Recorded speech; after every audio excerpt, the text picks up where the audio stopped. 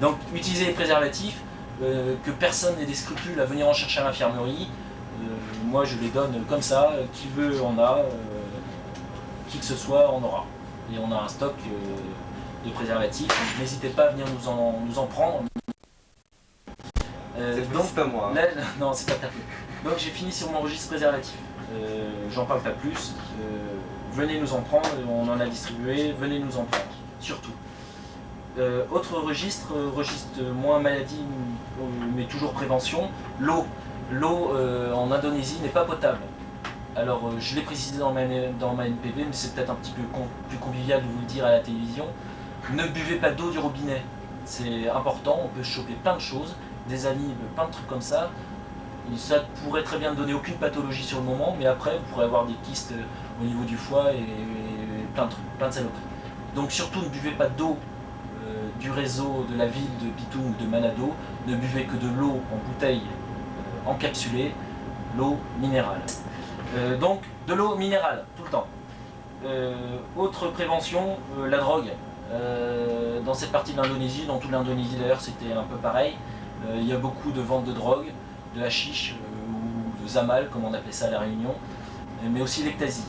Alors je ne vais pas m'étendre sur ce sujet là parce que ça pourrait prendre 2 heures. Si ça intéresse les gens, je pourrais pondre un petit papier sur les différentes classes de drogue et de dérivés. Je vous dis une seule chose, sur le plan médical c'est néfaste, même le cannabis, hein, même le hashish en fumée, c'est grille des neurones.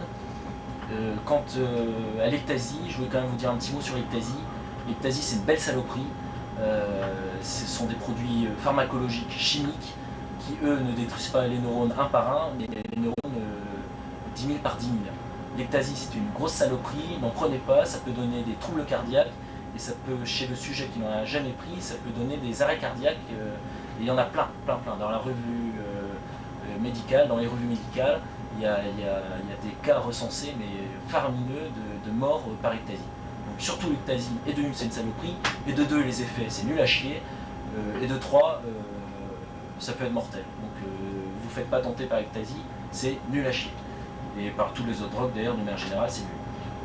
Petit registre qui n'est pas du tout de mon domaine de compétence, je crois que la drogue pour les militaires, je crois que c'est le mauvais plan et je crois que ça coûte très cher. Donc voilà. Bon, je ne voudrais pas avoir une vision négative de cette escale, ça va être une super escale, David vous a dit il y a plein de choses à faire. Tous ceux qui sont plongeurs, vous allez vous régaler, ceux qui ne sont pas plongeurs, je les incite à prendre leur masque, leur panne, leur tuba et aller faire simplement de l'apnée. Il y a des fonds sous-marins à 3-4 mètres de profondeur, donc on les voit de la surface et c'est magnifique. Et je crois que ce serait dommage que les gens ne profitent pas de cette superbe escale pour voir un petit peu ces fonds sous-marins qui sont grandioses. Donc bonne escale à tous. Prenez quand même conseil de retenir un petit peu tout ce que je vous ai dit, c'est important. Et je ne voudrais pas avoir de malade après, ça m'ennuierait beaucoup. Voilà, allez bye, bonne escale. Ciao.